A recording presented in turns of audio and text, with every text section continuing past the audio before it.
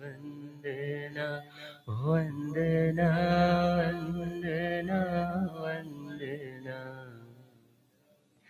तेरे चरणों में दाता मेरा ध्यान हो, तेरे चरणों में दाता।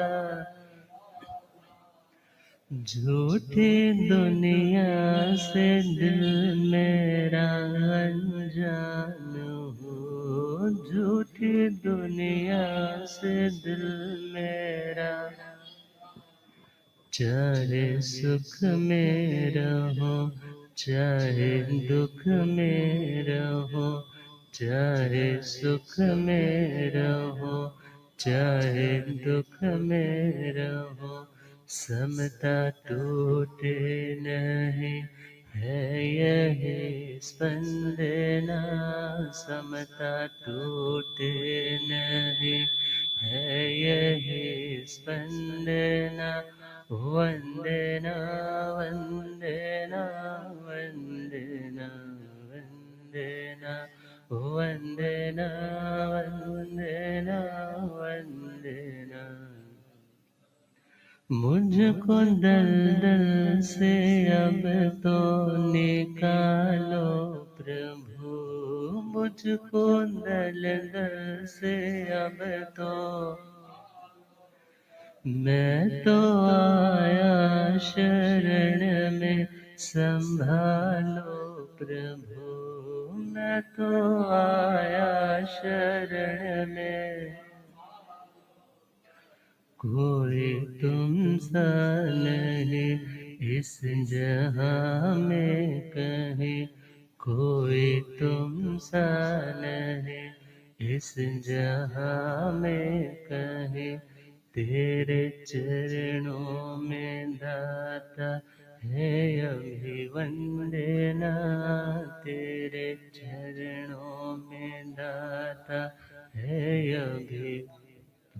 वंदना वंदना वंदना वंदना वंदना वंदना वंदना वंदना वंदना वंदना वंदना वंदना। अनंत अनंत शांति गिरि कीर्तन।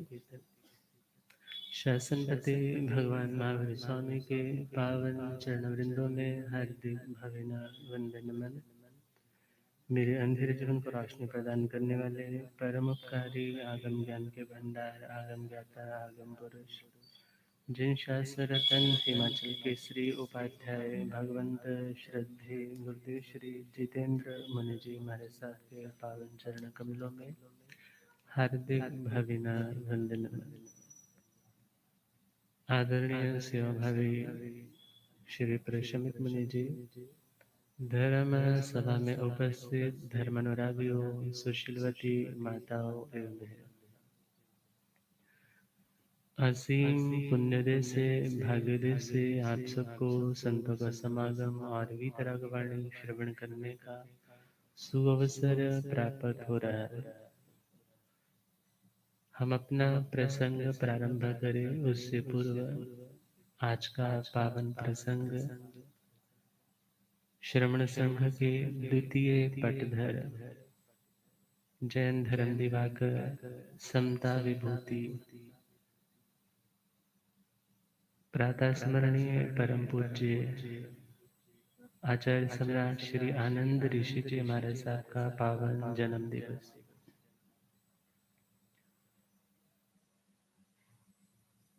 कोई भी व्यक्ति जन्म से बड़ा नहीं होता, मगर कोई कर्म ऐसा कर जाए कि वह फिर औरों की अपेक्षा महत्वपूर्ण स्थान अपनी योग्यता से अर्जित कर लेता है।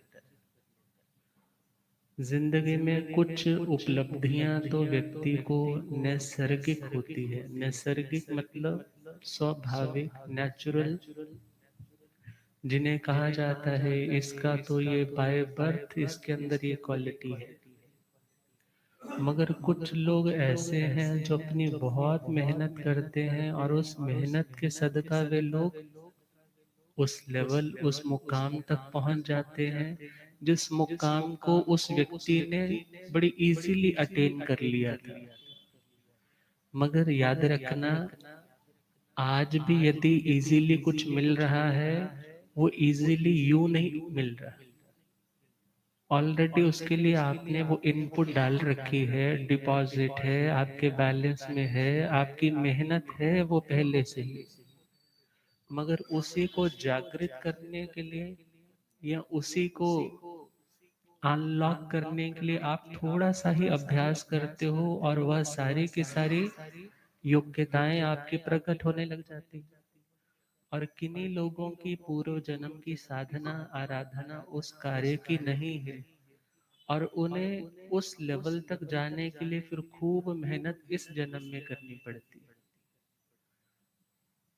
और कुछ तो जन्म जात ही वैरागी होते हैं, जन्म जात ही बहुत ऊंची आत्माएं होते हैं, और कई इस जन्म में साधना करके उस उत्कृष्टता को, उस पावनता को, उस पवित्रता को प्राप्त कर जाते हैं। और आचार्य भगवंत का जन्म तो चिचौंडी ग्राम में हुआ।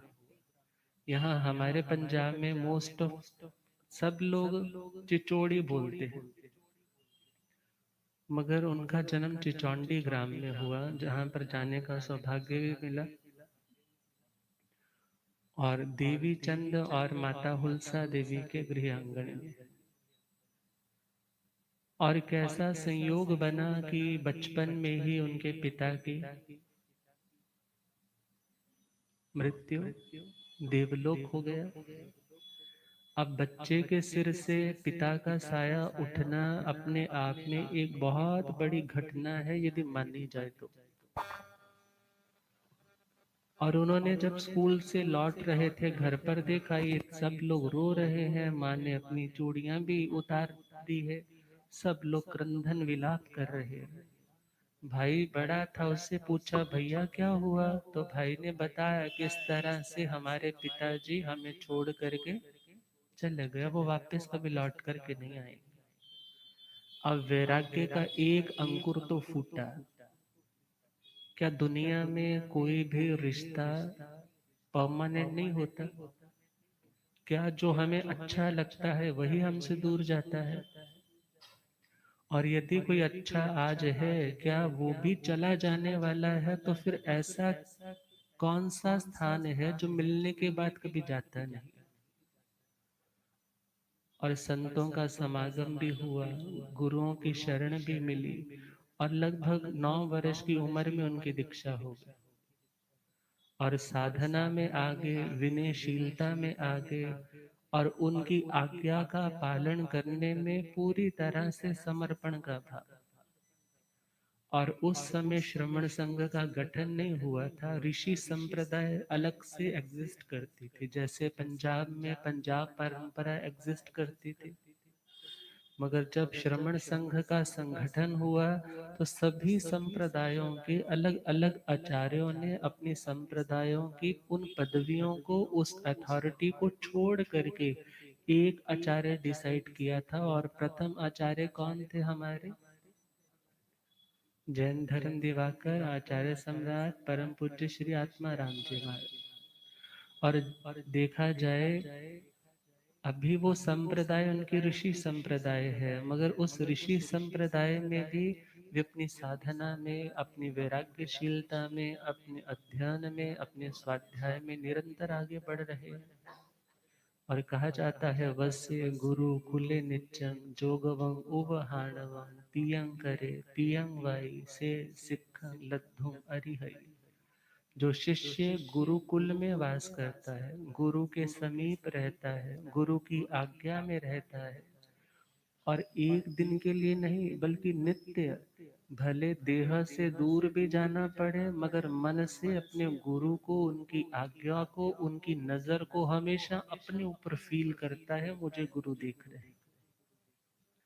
और योगवंग अपने योगों को, अपने मन को, अपने वाणी को, अपने शरीर को धर्ममय बनाने के लिए अभ्यासरत रहते हैं। अर्थात अपने आत्मिक गुण, जो आत्मा के अपने गुण है, जो आत्मा की निजी नेचर है, जो आत्मा की, उस नेचर को ही नर्चर करने के लिए, उस नेचर को ही और ज्यादा एक्सप्लोर करने के लिए वे साधना करते हैं। अपने मन को भी वहीं लगाते हैं, अपनी वाणी को भी वहीं लगाते हैं, और अपने तन को भी वहीं लगाते हैं। उपहान उपधान तपस्या करते रहते हैं। स्वाध्याय करना है, निरंतरता बनी रहे, विघ्न ना आए, छोटी छोटी तपस्या आयमिल इत्यादि भी करते रहे। प्रियं करे, हमेशा दूसरे का प्रिय करने वाला। कोई बुरा आपका कर भी गया तो क्या सोचा, ये मेरा कर्म होगा, उसको किसने कहा होगा, उसको किसने मजबूर किया होगा कि मेरे लिए बुरा कर, कोई पागल तो नहीं है। यदि उसने मेरा बुरा किया है तो याद रखना, दुनिया तो एक बूमरैंग की तरह है। आप बूमरैंग उसको फेंकते हो और वो रोटेट करके रिटर्न आपके पास ही आता है। भले आप उसे कुएं की उस रेवर्बरेटिंग उसको बोल सकते हो, जो इको होती है, आप कुएं में जैसी आवाज देते हो रिटर्न में भी ऐसी आवाज आती है। और वह सोचता है यदि आज किसी ने बुरा किया है तो मैंने कभी इसका बुरा किया होगा। और दूसरी बात, यदि हो सकता है आपकी आत्मा नहीं मानती, मैंने तो बुरा नहीं किया ना इस जन्म में ना 100 जन्मों में, तो फिर भी आप यह सोच सकते हो उसकी अज्ञानता है, उस व्यक्ति की इग्नोरेंस है कि वो ऐसा कर रहा है। मगर याद रखना, वो यदि परेशानी दे रहा है तो उस परेशानी देने के कारण उसका अपना कार्मिक अकाउंट बढ़ रहा है, उसके पाप कर्म और बढ़ रहे हैं। और यदि आप शांति रख रहे हो तो आप याद रखना, आपके सपोज उसको आपने कष्ट नहीं दिया तो वो वाला तो कार्मिक अकाउंट नहीं था, मगर हाँ और भी तो ढेर सारे कर्म है, वो कर्म कट जाएंगे। और यह सोच करके हमेशा दूसरों का भला ही करता है, क्योंकि वो जानता है दूध का सार मलाई और जिंदगी का सार भलाई। दूसरों का अच्छा ही अच्छा करते गए। पियं करे पियं वाई, हमेशा प्रिय बोलते थे। प्रिय का मतलब यह नहीं है कि जो दूसरे को अच्छा लगे और गलत है वो बोलना, दूसरे की बुराई को एप्रिशिएट करना या उसकी बुराई को और ज्यादा इंस्टिगेट करना, उस तरीके की लैंग्वेज बोलने का तो भगवान ने निषेध किया है, मना किया है। मगर हाँ, जो आपकी बात हितकारी है, उस व्यक्ति के उद्धार का, उसके कष्ट से मुक्त होने का कारण है, और सेकेंडली देखा जाए कानों में भी वो रस घोले, हृदय में भी परिवर्तन हो जाए, ऐसी भाषा जो उसके हृदय को बींधने वाली नहीं, बल्कि उसके हृदय को परिवर्तित करने वाली। परिवर्तन देखा जाए शब्द है, परिवर्तन चेंज करना। वास्तव में देखा जाए तो उस व्यक्ति के भीतर जो जो अशुद्धियां हैं उसको वो क्लीन कर देता है अपने शब्दों के माध्यम से, यदि प्रिय बोलने वाला है। एक गुस्सा करने वाला पति अपनी पत्नी को चेंज नहीं कर सकता, एक गुस्सा करने वाली माँ अपने बेटे को चेंज नहीं कर सकती। मगर यदि कोई भी व्यक्ति जानता है कि मुझे उसमें चेंज चाहिए, तो याद रखना आपको स्टेबल बनना पड़ेगा, आपको शांत रहना पड़ेगा, आपको धैर्य के साथ उसे समझाना पड़ेगा। क्यों? क्योंकि यदि कोई डूब रहा हो, आप भी उसके साथ डूबने जाओगे तो दोनों ही डूब जाओगे। आपने उसको उठाना है, उभारना है, तो आपको तो स्थिर रहना ही होगा, आपको तो स्टेबल रहना होगा। और आचार्य भगवान ने बचपन से ही क्या अभ्यास किया, प्रियं वाई, दूसरों को प्रिय ही प्रिय बोलिए। और भगवान कहते हैं से सिखं लद्धुम अरिहई, ऐसी आत्मा शिक्षा ग्रहण करने के योग्य है। शिक्षा देखा जाए एक ग्रहण शिक्षा है, एक आसेवना शिक्षा है। ग्रहण शिक्षा का मतलब है जिसे हम सुनते हैं, याद करते हैं, पढ़ते हैं, अपनी इस मेमोरी बैंक में उसको स्टोर करते हैं, उसका नाम तो है ग्रहण शिक्षा। आसेवन है, उसी शिक्षा को अब हम जिंदगी में ट्रांसलेट करते हैं, उसे इम्प्लीमेंट करते हैं, उसे जिंदगी में चरितार्थ करते हैं। अर्थात यह करना, ये नहीं करना, यही तो प्रयोजन है शिक्षा का। आपको यदि रोड पर कैसे चलना है उसके रूल्स बताए जाते हैं। आपको ये तो नहीं कहा जा रहा कि तुम गाड़ी ली है तो गाड़ी बंद करके घर में बैठे रहो, बल्कि वो क्या कहते हैं, तुम गाड़ी चलाओ मगर तरीके से चलाओ। कैसे चलाओ? तरीके से चलाओ। और इसी प्रकार देखा जाए, सीट बेल्ट है या आप चल रहे हो तो ओवरटेक मत करो, यदि सामने लाइट्स अभी रेड है तो क्रॉस मत करो, अपने कागज पूरे रखो। ये सब बातें प्रिकॉशनरी सावधानी की आपके ही लिए है।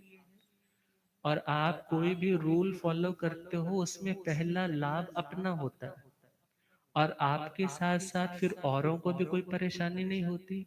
इसी प्रकार आप कोई भी अच्छा नियम जिंदगी में लेते हो, उससे आपकी जिंदगी भी आसान होती है और दूसरों की भी आसान होती है। और जहाँ पर व्यक्ति बेफिक्रा बेप्रवाह हो जाता है, फिर वो स्वयं भी अशांत और उससे उसके सराउंडिंग्स वाले भी परेशान हो जाते हैं। और देखा जाए, ग्रहण शिक्षा मीन्स पढ़ लिया समझ लिया, आसेवन शिक्षा उसे जिंदगी में उतार ली।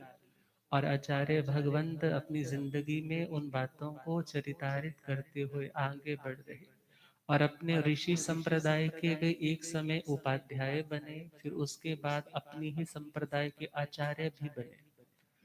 और जैन दिवाकर श्रद्धेय श्री चौथमल जी महाराज और भी अन्य उधर की साइड के जो प्रभावशाली महापुरुष थे, उन्होंने इनका नाम नॉमिनेट किया कि इनको आचार्य बनाना चाहिए।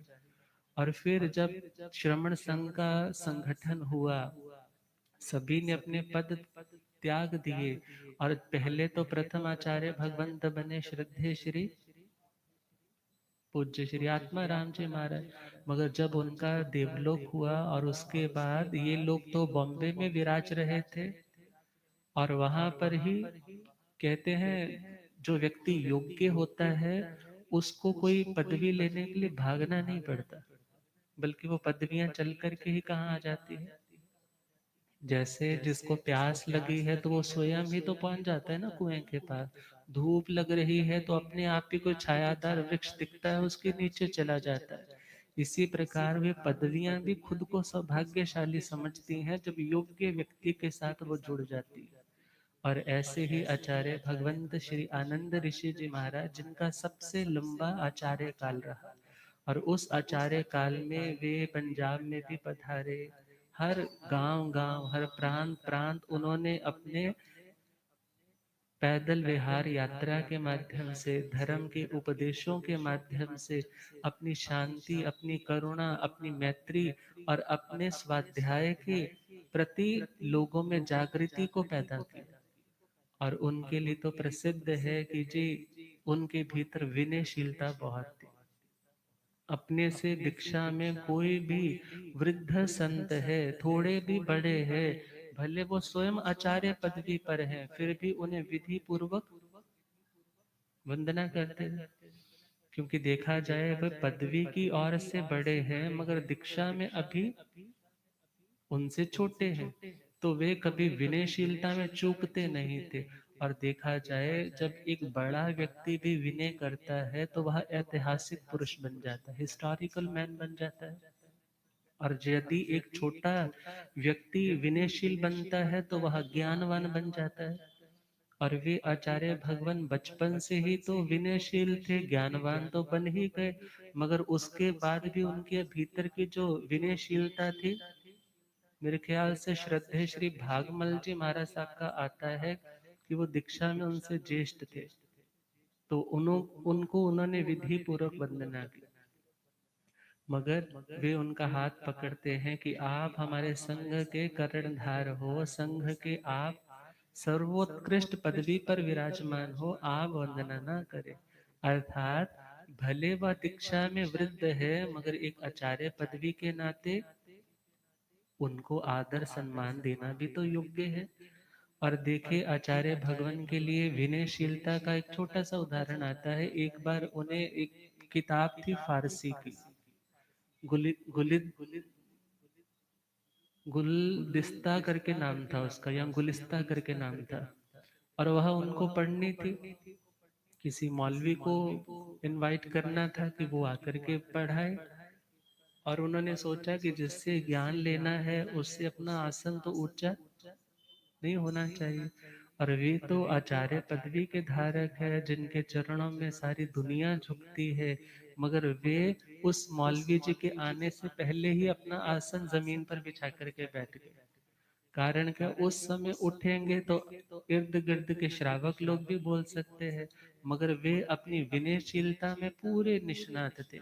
और आने से पहले ही बैठे वो आए और कहने लगे, आप बहुत बड़े पैगंबर हो, आप धरती पर मत बैठिए, आप ऊपर बैठिए, हम जैसे लोग तो नीचे बैठ करके भी आपको पढ़ा देंगे।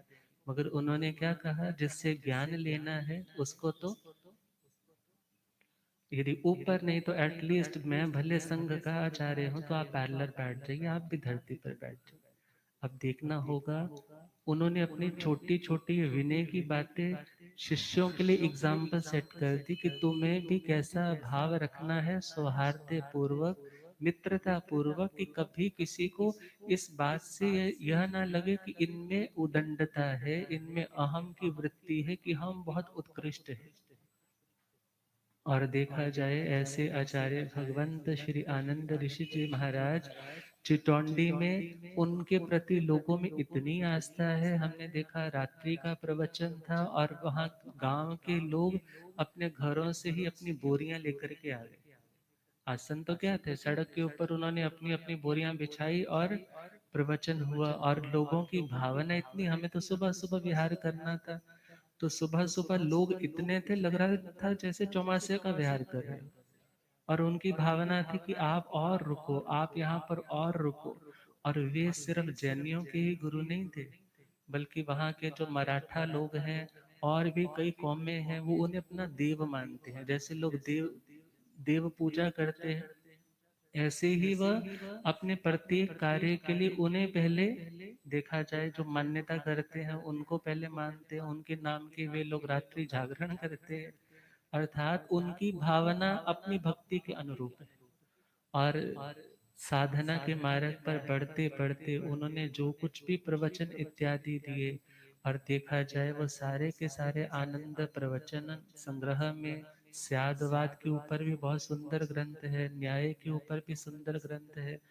और उन्होंने जो स्वाध्याय के लिए पाथड़ी बोर्ड का निर्माण किया कि जो साधु साध्वी पढ़ना चाहते हैं वे साधना में पिछड़े नहीं, वो एजुकेशन, एकेडमिक एजुकेशन से भी दूर न रहे, बल्कि मेरे साधु साध्वी पढ़े लिखे होने चाहिए।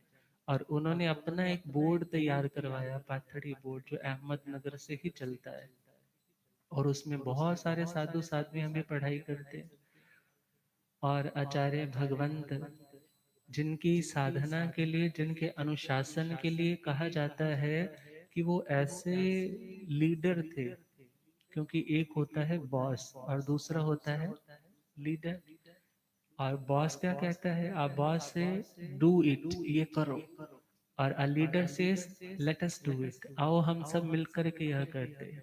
और वे ऐसे धर्म के नेता थे जो सबको साथ लेकर के चलते थे। और उनका अनुशासन कठोरता का नहीं, बल्कि अपनत्व का अनुशासन था। सबको साथ लेकर के ही, यदि किसी में कमी है तो उसका सुधार भी करते जाते।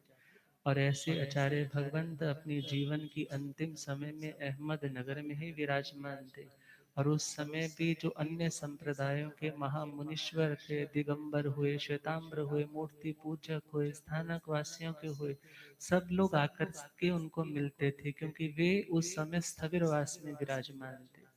और आज भी उन्हें लोग भगवान स्वरूप मानते हैं। वहाँ हर स्थानक में उनकी फोटो मिल जाएगी, घर घर में उनकी फोटो मिल जाएगी। और घर घर में लोग कहते हैं हमारे तो आनंद बाबा थे, हमारे तो आनंद बाबा भगवान थे।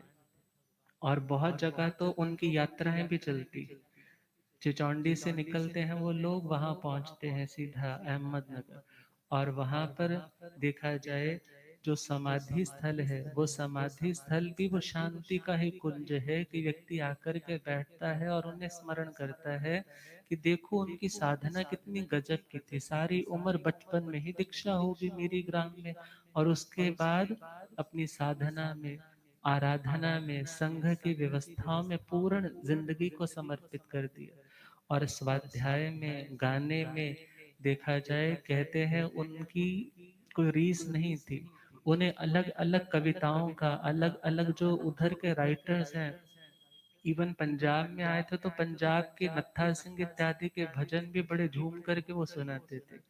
और उनके पास अलग अलग लैंग्वेजेस का, संस्कृत का, प्राकृत का, इंग्लिश का, फारसी का, उर्दू का, पंजाबी का, देखा कि उनके प्रवचन संग्रह को पढ़ो तो बहुत सारी लैंग्वेजेस के वर्ड्स वहां मिल जाते हैं।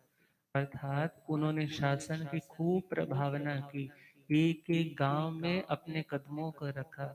और एक जगह हम रुके थे और वहां पर एक विज्ञप्ति लगी हुई थी, क्योंकि संप्रदाय का जोर है उधरली साइड में बहुत ज्यादा। तो वहां विज्ञप्ति पर क्या लिखा था, जब आपके घर में कोई साधु आए, आप उसके चेहरे को मत देखना, आप पात्रे को देखना और खुद को सौभाग्यशाली समझना कि आज मेरे घर में ये पात्रे खुल रहे हैं। और उनका यह संदेश अपने श्रावक श्राविकाओं को था। देखा जाए इतनी उदार उनकी यह मनोवृत्ति, उनका यह मानसिक दृष्टिकोण कि किसी के प्रति कोई भेदभाव ना किया। और उन आचार्य भगवंत के लिए वहां के ही लोग गुनगुनाते हैं, हम भी गुनगुनाए। आनंद आनंद आनंद गुरुदेव आनंद, आनंद आनंद आनंद गुरुदेव आनंद, हुलसानंदन आनंद, देवी जननंदन आनंद, हुलसानंदन आनंद, देवी जननंदन आनंद, आनंद आनंद आनंद गुरुदेव आनंद, आनंद आनंद आनंद। चिचौंडी वाले आनंद, गुरुदेव आनंद, चिचौंडी वाले आनंद, गुरु आत्म विजेता आनंद, धर्म के नेता आनंद, आत्म विजेता आनंद, धर्म के नेता, आनंद आनंद आनंद गुरुदेव आनंद, आनंद आनंद आनंद गुरुदेव, शांति दाता आनंद, ज्ञान प्रदाता आनंद, शांति दाता आनंद, ज्ञान प्रदाता, आनंद आनंद आनंद गुरुदेव आनंद, आनंद आनंद आनंद गुरु। और उनका ऐसा अतिशय था, कहते हैं ना, आप जैसी साधना करते हो, जैसे मनोविचार रखते हो हृदय में, फिर वैसे ही वाइब्रेशंस, वैसा ही आपका ऑरा, वैसे ही आपके भाव तरंगों के कारण आपका एक एरिया वैसा ही बन जाता है, चार्ज हो जाता है। और बहुत बार श्रावक श्राविकाएं या साधु साध्वी जी महाराज, जो कभी कुछ मन के अनुकूल नहीं होता तो क्या सोचते, जा करके आचार्य जी के साथ बात करेंगे, बड़े गुस्से में जाते। मगर वहां जाते कुछ ऐसा ही चमत्कार होता कि जाते सारे ही सब ठंडे पड़ जाते, जाते सार ही उनको वो प्रश्न ही भूल जाते, उनको वो झगड़े वाली बातें ही दिमाग से निकल जाती, उनको देखते, उनके पास बैठते, अशांत से अशांत व्यक्ति भी शांत हो जाता। और ऐसा उनका अतिशय वह कहा करते थे कि तुम्हें क्रोध नहीं करना। किसी ने पूछा, महाराज जी यदि सामने वाला कोई अंगारा बन करके आया है तो हम क्या करें? बोले तुम्हें अंगारा नहीं, तुम्हें जलधारा बनना है। क्या बनना है? जलधारा, क्योंकि जलधारा में वो अंगारा आएगा तो वो तो खत्म हो गया ना, उसका तो अस्तित्व भी नहीं रहेगा। तुम दूसरे को हराना चाहते हो तो तुम्हें यह याद रखना होगा, अंगारे के साथ अंगारा बनोगे तो वहां चिंगारियां निकलेंगी। मगर उसको तुम खत्म करना चाहते हो, मीन्स उसकी उस शत्रुता को नष्ट करना चाहते हो, तो तुम्हें जलधारा की तरह शांत होना होगा। और जब उनका अंतिम समय आया, कहते हैं पूरे अहमदनगर में कोई दुकान नहीं खुली। और जब मुसलमान लोग भी आते थे, हम लोग जब चिचौंडी में थे, लोगों ने बताया कि महाराज एक मुसलमान भाई है जो हर साल अठाई करता है और उनका प्रतिबोधित है। और एक नहीं, कई ऐसे लोग थे। और देखा जाए जो धर्म संप्रदायों से ऊपर उठ करके सच्चे धर्म को लोगों तक पहुंचाने में सारी उम्र लगे रहे, और उनका जब अंतिम समय आया तो उन लोगों ने पूरी की पूरी वो सड़कें साफ की, और अपनी दुकानें यदि बंद थी, और देखा अरे लोगों की यात्रा, सारी यात्रा से शहर भर रहा है, अपनी दुकानें वो फ्री में बांटने में लगा दी कि तुम ये ले जाओ, तुम ये ले जाओ। क्योंकि वह सिर्फ जैनियों के गुरु नहीं थे, वो हम सबके गुरु थे, हम सबके पैगंबर थे। और तभी तो वे गुनगुनाते हैं, आनंद आनंद आनंदा गुरुदेव आनंद, आनंद आनंद समता धारी आनंदा, मंगलकारी आनंदा, समता धारी आनंदा, मंगल आनंद आनंद आनंदा गुरुदेव आनंदा, आनंद आनंद।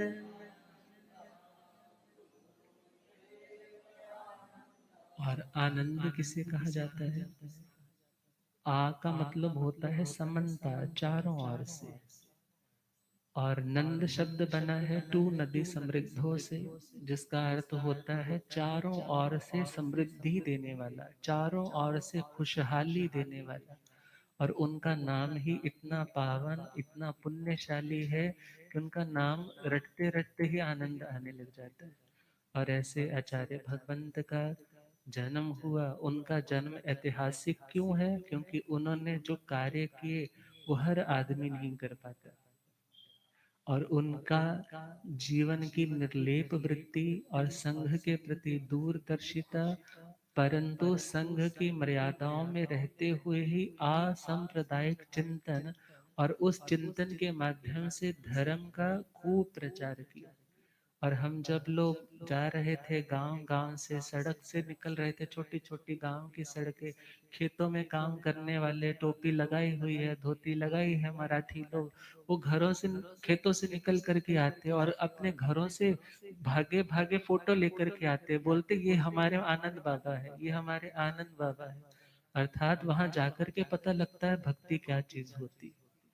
और उस भक्ति को वास्तव में नमन है, उस माटी को वास्तव में नमन है, जहाँ ऐसे पवित्र, ऐसे पावन सुपावन, सबको पावनता देने वाले आनंद बाबा आचार्य भगवान का पावन जन्म हुआ। तो आज हम उनके उस पावन संयम में जीवन की हार्दिक अनुमोदना करते हैं। और अब हम चलें अपने उसी विषय पर, श्रीमद उत्तराधंडी सूत्र नवम अध्याय नमी पवच्च। नमी महाराज जिन्हें जाति स्मरण ज्ञान हो चुका है, पूर्व जन्म की साधना को स्मरण में लाते हुए उन्हें यह एहसास हुआ कि मैं यात्री हूँ, अभी मेरा मुक्काम नहीं आया, अभी मेरी मंजिल नहीं आई, अभी डेस्टिनेशन नहीं आया। और जैसे ही उन्हें यह रियलाइज हुआ जो आज भी मिला है वो भी एक दिन मेरे से बिछुड़ने वाला है, इसलिए बार बार ये बिछुड़न की तड़पन से मुक्त होना है तो सत्य को स्वीकारना होगा और सत्य को रियलाइज करना होगा, और इन सबको देखते हुए भी इन्हें अनदेखा करना होगा। और जब उन्होंने पूरा अंतःपुर जो रानियों से हर प्रकार से संपन्न रहता, समृद्ध रहता, 1008 रानियों का परिवार है, कितना बड़ा परिवार होगा। और सारे का सारा परिवार छोड़ना, अपनी राजधानी को छोड़ना, कितने नगर उपनगर उसके साथ लगते थे, उन सभी को छोड़ना, सभी अधिकारों को इसलिए छोड़ना क्योंकि मौत बहुत जबरदस्त है, बड़े बड़े व्यक्ति की उस पकड़ को भी छुड़ा देती। उससे अच्छा है कि हम पहले ही उस पकड़ को लूज करके रिलैक्स हो जाएं, जब पता ही है ये चीजें तो एक दिन छोड़नी ही है। और नमी महाराज जैसे ही दीक्षा के लिए तैयार हुए और दीक्षा के भावों के साथ दीक्षा स्थल तक पहुंचने लगे, और दीक्षा स्थल तक पहुंच रहे हैं, कोई रो रहा है, कोई बातें कर रहा है, कोई कह रहा है पता नहीं इसको क्या हो गया, सब कुछ तो है फिर ये क्यों छोड़ करके साधु बन रहा है। कोई कह रहा है जिन्हें परमात्मा बनना है उन्हें दुनिया के लोभ से ऊपर उठना पड़ता है। कोई कहता है पता नहीं इनके बच्चे अच्छे से राज्य चला पाएंगे या नहीं। कोई अनुमोदना करता है, अरे मुक्ति का मार्ग तो यही है, धन्य घड़ी होगी जब हमारी जिंदगी में भी यही घड़ियां आएंगी। और कोई गुनगुना रहा है, कोई रो रहा है, अब हमारा क्या होगा। और इन्हीं मिली जुली ध्वनियों के कारण एक शोर सा हो रहा है, और उसी शोर से निकलते हुए नमी राजा बढ़ते बढ़ते एक निर्जन अर्थात जहाँ ऑलरेडी कोई व्यक्ति नहीं है, एकांत शांत उस वन तक पहुंचे हैं, उस उपवन तक पहुंचे हैं, उस उद्यान में पहुंचे। तो क्या लिखा, न में छोड़ कर चले हैं मिथिला की राजधानी, न में छोड़ कर मिथिला की राजधानी, जो है पराया उसमें खोए क्यों जिंदगानी, जो है पराया उसमें खोए क्यों जिंदगानी। और जैसे ही राजपाट को छोड़ करके आगे बढ़े, शास्त्रकार क्या फरमाते हैं, अभूतियम राय से पवजाठण मोतम सको महण रुवेणा इमाम वयणमबवे। अभूठियम राय ऋषि, अभ्युत्थित अर्थात मोक्ष को, अभी का अर्थ होता है सम्मुख रख करके। सम्मुख का मतलब क्या है, जब हम किसी लक्ष्य को ध्यान में रखते हुए कोई कार्य करते हैं उसका मतलब है उसे सम्मुख रखना। और उन्हें मोक्ष ही पाना है तो मोक्ष को अपने ध्यान में रखते हुए उत्थित हुए। उत्थित का मतलब है संसार की दशा से उठ गए, क्योंकि दुनिया में वैसे तो आप लोग उठते ही हो, जागते हो, ऑफिस भी जाते हो, हर काम करते हो जो जो करना है, मगर वास्तव में उठना वही सार्थक है जिस उठने से आपको बार बार लेटना ना पड़े। उठना वही सार्थक है जिसके बाद आप मात्र अपने उस मंजिल तक पहुंच करके ही आराम करने का फैसला कर लेते हो। मगर हाँ, चलने से पहले जो पहले वाली स्टेट है उसमें तो उठना ही पड़ेगा ना। उठोगे तभी तो आप रेडी होगे, रेडी होने के बाद ही तो चलोगे।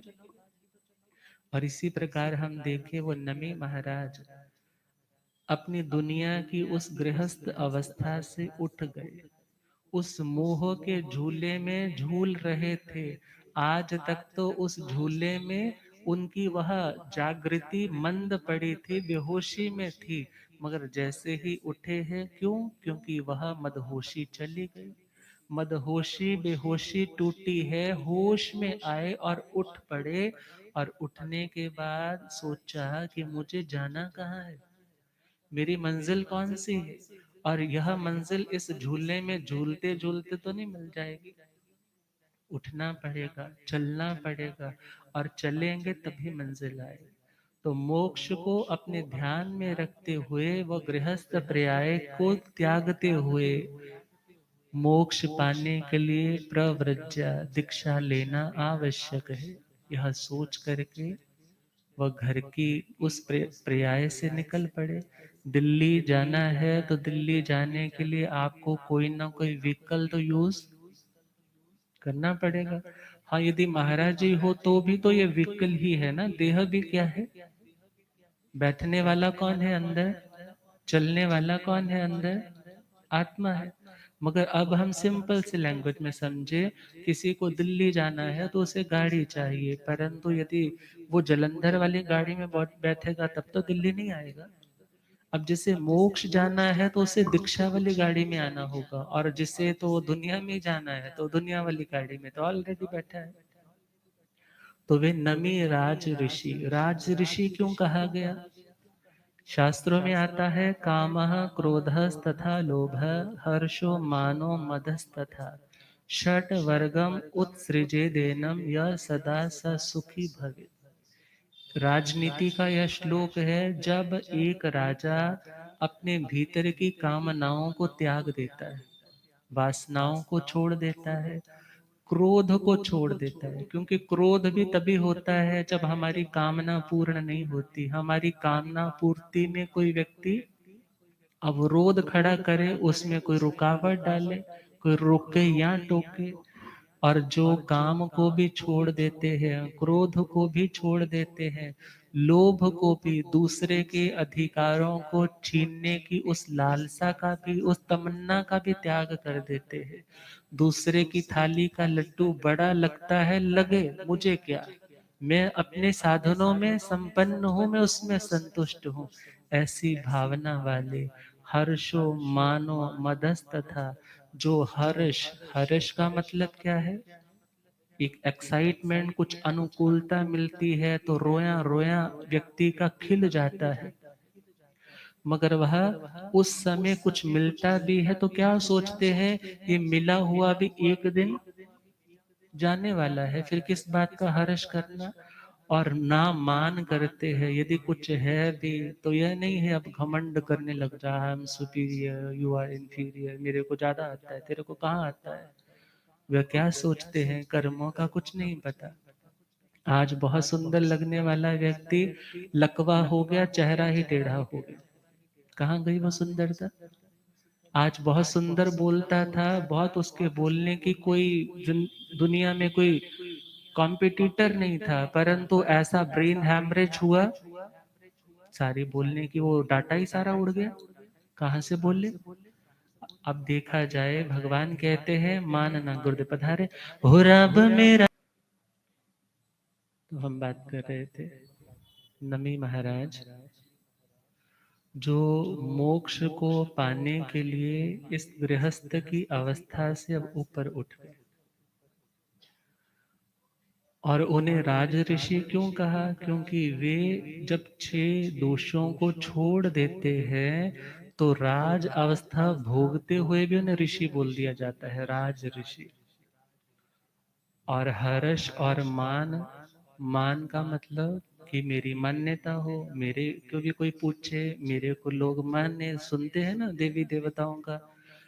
जब उनकी मान्यता नहीं होती तो कैसे किसी में आकर के बोल दिया, या किसी घर में कुछ गड़बड़ कर दी तो लोग कहते हैं जी मान्यता करवाना चाहते हैं, एक्सीडेंट होने लग पड़े। एनीवेज, हो भी सकता है, नहीं भी हो सकता, क्योंकि हम केवल ज्ञानी नहीं। और आगे चले, मदस्थ था, जो अपनी उस मद अर्थात मदहोशी को छोड़ देते हैं। ऐसे षड वर्गम उत्सृजेद एनम, जो इन 6 वर्गों को, इन 6 बातों को छोड़ देते हैं, वे लोग सुखी होते हैं और वे राजा लोग यदि इन 6 बातों का उस राज गद्दी पर बैठे बैठे भी इन 6 चीजों को छोड़ दे तो उन्हें भी राज ऋषि कहा जाता है। और वे राज ऋषि तो ऑलरेडी ही घर से ही उनके मन से ये बातें निकल गई है, मुझे तो साधु ही बनना है। और उस समय जब वे प्रव्रज्या के उत्तम स्थान के लिए बढ़ रहे हैं, सक्को महान रूपेण, जो शक्र है, शक्र शक्रेंद्र महाराज के लिए कहा जाता है। जो दक्षिण के हमारे स्वधर्मेंद्र है उन्हें शक्रेंद्र कहा जाता है। और शक्रेंद्र जी के पूरा भव के लिए आता है कि 18वां जो शतक है भगवती जी सूत्र में दूसरे उद्देश्य में इनकी जीवनी है, बहुत सुंदर है। भगवान श्री मुनिसुव्रत स्वामी जी के पावन चरणामृंदों में इन्होंने जैन भगवती दीक्षा ली। 12 वर्ष तक संयम पाला, 14 पूर्वों का अध्ययन किया। अंतिम समय आया तो 1 महीने की संलेखना संथारा भी ग्रहण किया। और वहां से समाधि पूर्वक काल करके वैमानिक देवलोकों में स्वधर्मेंद्र के रूप में, जहां 32 लाख विमानों के अधिपति है और जहां पर 84,000 देवता इनके सामानिक है और इनके आत्म रक्षक है, 3 प्रकार की जिनकी परिषदा है और जिनके पास 8 अग्र महिषियां है और आगे उनके 16-16 हजार रानियों का प्रत्येक का परिवार है। इतनी समृद्धि वाले ये शक्र, इन्हीं शक्र के नाम से ही तो हमारा नमोत्थुणं का पाठ है, शक्र स्तव। क्योंकि जब भगवान महावीर स्वामी के लिए कल्प सूत्र में वर्णन आता है, जब माता के गर्भ में, त्रिशला माता के गर्भ में नहीं बल्कि देवानंदा माता के ही गर्भ में थे, जब उन्होंने देखा कि यह तो तीर्थंकर भगवान का जन्म हो चुका, और सबसे पहले तो कुछ कदम आगे आकर के उन्होंने उन्हें वंदना की, और जिस पाठ से की वो शक्र महाराज ने उस पाठ से वंदना की, इसलिए उसे शक्र स्तव कहा जाता है। फिर उन्होंने देखा कि यह हमारा जीताचार नहीं है, क्योंकि जितने भी तीर्थंकर हुए हैं उनका क्षत्रिय कुल, और वहां से फिर ट्रांसफर करते हुए कहाँ लेकर के हिरण्यगमेशी देवता के माध्यम से कहाँ पर पहुंचाया, माता त्रिशला जी के। तो देखा जाए तो वो शक्र, और यह सुधर्मेंद्र महाराज को ही शक्रेंद्र बोला जाता है। और इनकी पूर्व जन्म की आराधना साधना, और ये देखा जाए कितने सम्यक दृष्टि है, और ये आज उनके वैराग्य की परीक्षा के लिए, क्योंकि जितना बड़ा स्टूडेंट होता है ना, जितना अच्छा स्टूडेंट होता है, उसको टेस्ट एग्जामिन करने वाले भी टीचर सौभाग्य समझते हैं कि चलो मैं इसको चेक करता हूँ, इसकी काबिलियत अब कितनी निखर चुकी है। और उन लोगों के संवाद भी फिर बहुत से लोगों का मार्गदर्शन करने वाले बन जाते हैं। और वे शक्रेंद्र महाराज अब पहुंच चुके हैं उस पावन दीक्षा स्थल पर, उस प्रव्रज्या स्थल पर, और उनका वार्तालाप भी होता है। तो हम क्या गुनगुनाए, न में छोड़ कर चले हैं मिथिला की राजधानी, जो है पराया उसमें खोए क्यों जिंदगानी, जो है।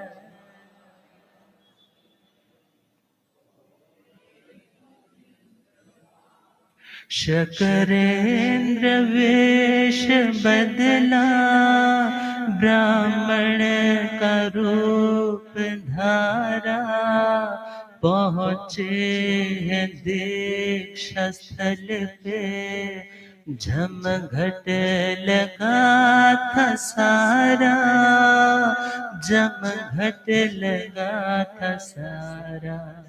प्रभास प्रश्न पूछे, बढ़ती है यूं कहानी, जो है पराया उसमें खोए क्यों जिंदगानी, जो है पराया उसमें खोए क्यों जिंदगानी।